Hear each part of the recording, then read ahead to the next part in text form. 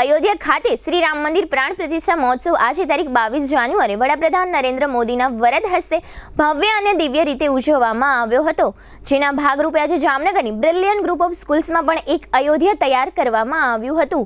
Brilliant group of સ્કૂલ્સના chairman Ashokbhai Bhatt અને ટ્રસ્ટીઓ ઉસ્મિતાબેન ભટ્ટ, મૌલિક ભટ્ટ અને ભવ્યતાબેન ભટ્ટની જીટીપીએલ જામનગર ન્યૂઝના મેનેજિંગ એડિટર જયેશભાઈ રૂપારેલિયાએ મુલાકાત લીધી હતી।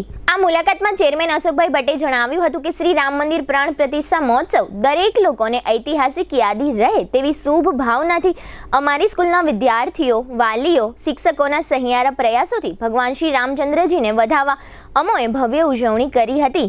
વધુમાં ટ્રસ્ટી ઉસ્મિતાબેન ભટ્ટે જણાવ્યું હતું કે અમોએ લાલ બંગલા સર્કલથી બ્રિલિયન્ટ ગ્રુપ ઓફ સ્કૂલ્સ સુધી ભવ્ય અને દિવ્ય શોભાયાત્રા યોજી હતી।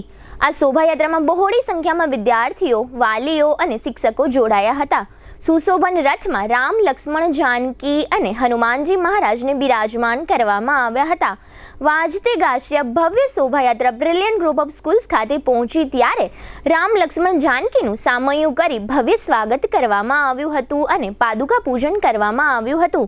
ત્યારબાદ વિદ્યાર્થીઓએ શ્રી રામજીના જીવન ચરિત્ર ઉપરથી સાંસ્કૃતિક કાર્યક્રમોનું લાઈવ પ્રદર્શન કર્યું હતું તેમજ 1008 દીવડાઓની મહાઆરતી કરવામાં આવી હતી। આ તમામ પ્રસંગોને વિદ્યાર્થીઓ, વાલીઓ અને શિક્ષક ગણોએ બહોળી સંખ્યામાં ઉપસ્થિત રહી માણ્યા હતા। બ્રિલિયન્ટ ગ્રુપ ઓફ સ્કૂલ્સ ખાતે આકર્ષક રંગબેરંગી ફૂલોનો ઉપયોગ કરી રંગોળી તૈયાર કરવામાં આવી હતી। બ્રિલિયન્ટ ગ્રુપ ઓફ સ્કૂલ્સ ખાતે આજ સવારથી જ દિવાળી કરતા પણ વિશેષ માહોલ બન્યો હતો। રામમય બનેલા વિદ્યાર્થીઓ તથા વાલીઓએ પણ આ પ્રસંગનો આનંદ લઈ ધન્યતા અનુભવી હતી। જીટીપીએલ જામનગર ન્યૂઝના મેનેજિંગ એડિટર જયેશભાઈ રૂપારેલિયાએ વધુ વિગત માટે બ્રિલિયન્ટ ગ્રુપ ઓફ સ્કૂલ્સના ઉસ્મિતાબેન ભટ્ટ અને ભવ્યતાબેન ભટ્ટની વિશેષ મુલાકાત લીધી હતી, જેના મુખ્ય અંશોત્રે પ્રસ્તુત છે।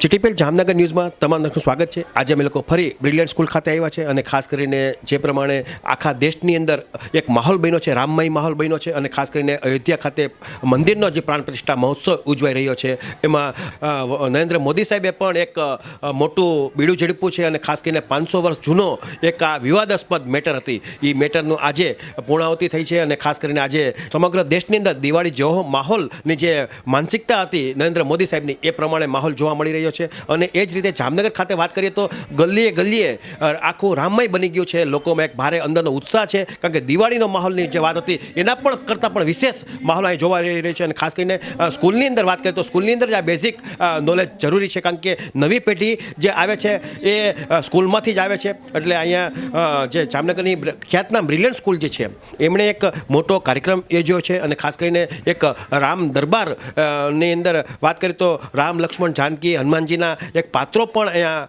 જોવા મળે છે અને અવધમાં પધાર્યા શ્રી રામ ને એ થેમ લઈને આજ સવારથી જ અહીં મોટા મોટા કાર્યક્રમ થઈ રહ્યા છે ને એક વિદ્યાર્થીઓ અને વાલીઓ આ બંને લોકો એનો લાભ લઈ રહ્યા છે। આ બાબતે જે મહેનત કરી છે એવા ને ખાસ કરીને ફાઇનાન્સની વાત કરીએ, ખર્ચાની વાત કરીએ તો અશોકભાઈ ભટ્ટ એટલે કે અહીંના જે સ્કૂલના ચેરમેન છે એ ખર્ચા પાછળ જોતા નથી પણ નંબર 1 વર્કઆઉટ કરવું એનો સ્વભાવ છે। એટલે એનું જે પરિવાર છે એવા અશોકભાઈ ભટ્ટના નેતૃત્વ હેઠળ ઉસ્મિતાબેન ભટ્ટ કે જેમના મિસિસ થાય છે પણ એક મિત્રને રૂએ, એક ફ્રેન્ડની રૂએ આ કામ જોવા મળ્યું છે, એક ટીમ સંકલન જોવા મળ્યું છે।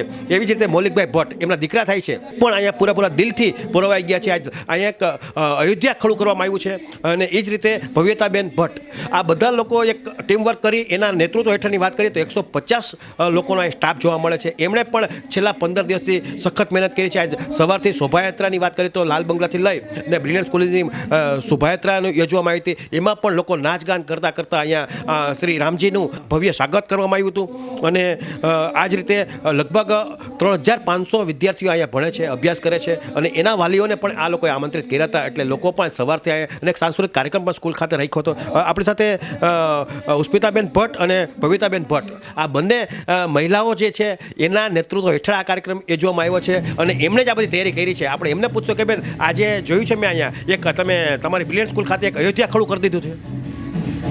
જ્યારે નરેન્દ્રભાઈએ એવું વિચાર્યું હોય કે આપણે ભવ્યથી ભવ્ય રામ ભગવાનની રામ પ્રતિષ્ઠા આપણે કરવી છે તો આપણે કેમ નહીં, આપણે એમના જ બાળકો છીએ તો એવો વિચાર આવ્યો કે નાનું તો નાનું એવું આપણે કોઈ પણ કાર્ય કરી અને રામ ભગવાનની પ્રાણ પ્રતિષ્ઠા કરાવી અને ભવ્ય પ્રોગ્રામ કરીએ જેથી કરીને બાળકોને પણ ઉત્સાહ મળે અને પેરેન્ટ્સને પણ એમ થાય કે ના આપણે કાંઈક કાર્ય કર્યું છે અને એનાથી દરેક વાલીઓ પેરેન્ટ્સ, ટીચર્સ, શિક્ષકો બધા ખૂબ જ ખુશ છે અને એ બધાનો ફાળો સાથે છે, જેથી કરીને અમે આટલું કાર્ય કરી શક્યા છીએ. ખાસ કરીને મેં જોયું છે અહીંયા તમે અયોધ્યા જે રામ લક્ષ્મણ જાનકી એની વાત કરી એનું પાત્રતા પણ આમ પાત્ર જે હોય છે એ આમ સાક્ષાત લાગે છે, ભગવાનનું ખાસ પધાર્યું એવું લાગે છે. દરેક પાત્રને અમે બ્યુટી પાર્લરમાં મોકલી અને સરસ મજાના તૈયાર કરાવી અને એ પાત્રને અમે ક્લાસમાં જઈને ડિસાઈડ કર્યું કે કોણ સીતા બનશે, કોણ રામ બનશે અને કોણ લક્ષ્મણ બનશે, કે જેથી કરીને આપણું રામ લક્ષ્મણ સીતા કાયદેસર જાહેરમાં અમને એવું લાગે છે કે હાલમાં અત્યારે અમારે ત્યાં રામ લક્ષ્મણ સીતા પધારેલા છે, સાથે હનુમાન દાદા પણ આવેલા છે. જય શ્રી રામ.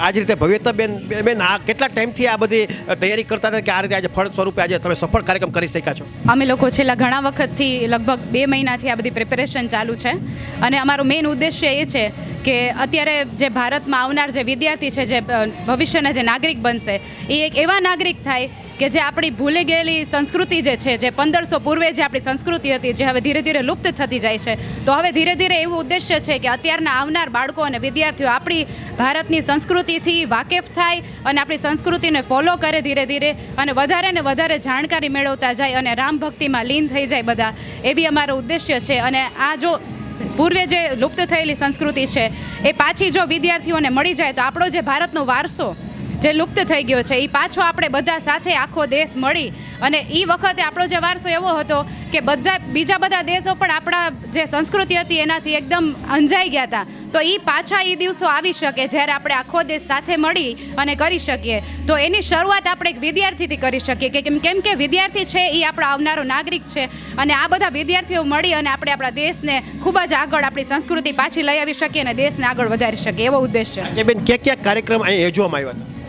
અમે 4 સાંસ્કૃતિક પ્રોગ્રામ અને એની સાથે મારા દરેક વિદ્યાર્થીઓ, સ્કૂલના જ વિદ્યાર્થીઓ આગળ અમારું પોતાનું બેન્ડ લઈ અને એમને પ્રેક્ટિસ આપવામાં આવી કે રામ ભગવાનના હનુમાન ચાલીસા સાથે એ લોકોને સોંગ સાથે એ લોકો એ પોતાનું વ્યક્ત કરે અને બેન્ડ વગાડે અને એમને ખબર પડે કે મારા વિદ્યાર્થીઓ કેટલા સ્માર્ટ છે, કે કેવું સરસ એ લોકો બેન્ડ વગાડી શકે છે, એ લોકોને મોટિવેશન આપવા માટે થઈને. અહીંયા શ્રીરામજી ભગવાન ખુદ અહીં પધાર્યા હોય એ પ્રમાણે અહીંયા શ્રી રામચંદ્રજીના પાદુકાનું પૂજન પણ કરવામાં આવ્યું છે. હા, અહીંયા ચરણ પાદુકાનું પૂજન પણ આજે કરવામાં આવ્યું છે, કેમ કે અમે લોકો સાક્ષાત રામ સીતા જાનકીને સાક્ષાત દર્શન જ કરીએ છીએ અને જ્યારે આટલું સરસ વાતાવરણ હોય ને ત્યારે ભગવાન એમાં વસી ગયા હોય ને આપણે એવું જ દેખાતું હોય છે. એટલે અમે જે રીતે આપણે ભગવાન સાક્ષાત આપણી હાજર હોય ને એ જ ફિલિંગ્સથી અમે એને વધાવ્યા છે. ખાસ કરીને મેં જોયું છે તમે શાસ્ત્રોક વિધિથી એટલે કે વિદ્વાન બ્રાહ્મણોને પણ બોલાવ્યા છે. હા, કેમ કે આ બધી સંસ્કૃતિ જે છે એ બાળકો જોશે તો એ સમજશે કે કઈ રીતે આપણી સંસ્કૃતિ શું છે અને એ આગળ પોતે ફોલો કરશે ને પેરેન્ટ્સ પણ જોશે તો બાળકોને પણ કરાવશે. ખાસ કરીને જે નરેન્દ્ર મોદી સાહેબે જે પ્રમાણે ડિક્લેર કર્યું હતું કે 22મી જાન્યુઆરી એક દિવાળી તરીકે ઉજવવાની છે, એ પ્રમાણે વાતાવરણ જોવા મળે છે. હા, એ જ રીતે વાતાવરણ ઊભું કર્યું. શું કામે કે એક બાળકોને પણ ખુદને ખ્યાલ આવે કે આપણો રામ પ્રતિષ્ઠા મહોત્સવ છે તો એને આપણે ખરેખર કેવી રીતે ઉત્સાહ કરવો જોઈએ અને દિવાળી કાયદેસર દિવાળીના રૂપથી જ અમે એને ઉજવીએ છીએ અને આપણે એમ જ ઉજવવાનો હોય જે રીતે જ્યારે રામ સવારી આવી ત્યાર પછી અમે લોકોએ રામ ભગવાનને સીતાને અને એમને આને વધાવ્યા અને મેં એમને લોટીથી ઉતારી અને એમનું સ્વાગત કરી અને એના પગને પ્રક્ષાલ કરી અને એમની પૂજા કરી અને ત્યાર પછી અમે રામ સીતા અને લક્ષ્મણને અમે એ લોકોને સ્નાન ગ્રહણ કરાવ્યું છે. ખાસ કરીને ધારો કે આપણે જે કંઈ આપણા જીવનની અંદર દુઃખ આવતા હોય, કૃષ્ણ કૃષ્ણ હરે હરે હરે રામ એ જે મંત્ર છે આપ્યો છે એ મંત્રને પણ હવે આજના જે નવી પેઢીના જે બાળકો છે એને સ્વીકારશે. હા, જરૂર, શ્યોર સ્વીકારવું જ જોઈએ અને સ્વીકારશે જ. શું કામે કે જો અમે એને એ શીખડાવશું, આપણે બધા સાથે રહીને એને એ સંસ્કાર આપશું તો શ્યોર એને પાક્કું એને આવડી જ જશે અને કરવું જ જોશે અને કરે તો વધારે સારું.